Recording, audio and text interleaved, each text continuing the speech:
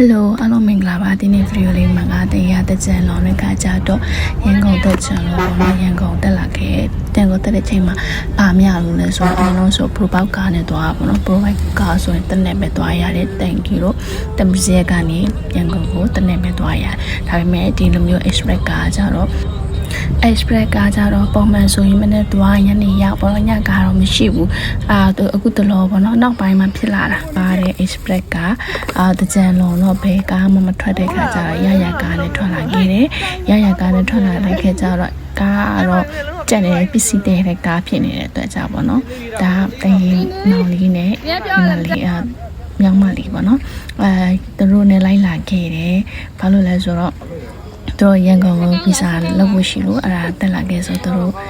ထမင်းစားရင်းနဲ့အမမျိုးလေးတက်ဖို့ရိုက်ထားတာနော်ဒါတင်ရကြာစံကြောမှာလာလို့တင်စားပါတယ်ကြာစံကြောစားလို့တော့ကောင်းပါလေဒီဆိုင်ဒီနောက်ပိုင်းပေါ့နော် Express ကားကြောလမ်းချင်နေရလားနိုင်ငံရေးအခြေအနေရလားတော့မသိဘူးပေါ့နော်တညတဲ့ရတာပေါ့နော်ဒီမှာဆိုရင်ညဘက်ကားဖြစ်တဲ့အတွက်ကြောင့်ပေါ့နော်ကားလည်းရှာပါတယ်မှာတဲ့ရတဲ့နေရာပေါ့အေးစားတော့ဆိုင်ပြီးမှသွားတဲ့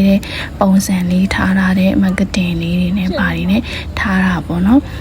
အဲ့လိုမျိုးထားရမစိုးပါဘူးတကယ်တော့အပြင်မှာတဲ့ဆိုဟိုတယ်ကားတော့ပါတော့ဆိုရင်ကောင်းမှာပါဒီကောင်ကျတော့တကယ်ကို2000ပေါ့နော်တကယ်ကို2000ဆိုတော့ကောက်တယ်ဒါမဲ့တဲတဲ့နေရာတော့ပေးရတယ်ပေါ့နော်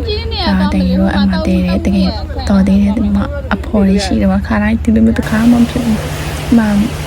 ည3နာရီခွဲလောက်ဆိုမိုးရွာထားပြီးတော့ထားလာရတာ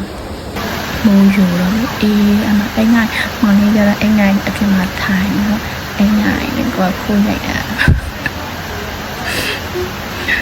ဒါအိမ်နော်ဘာမှသူ့ရဲ့ကွန်ပျူတာယေစုမိုးရွာတော့အားကြတော့တဲ့အိမ်ငိုင်းသူရအိမ်ငိုင်းကတော့သူဗီဒီယိုလေးရိုက်တာပြီးတော့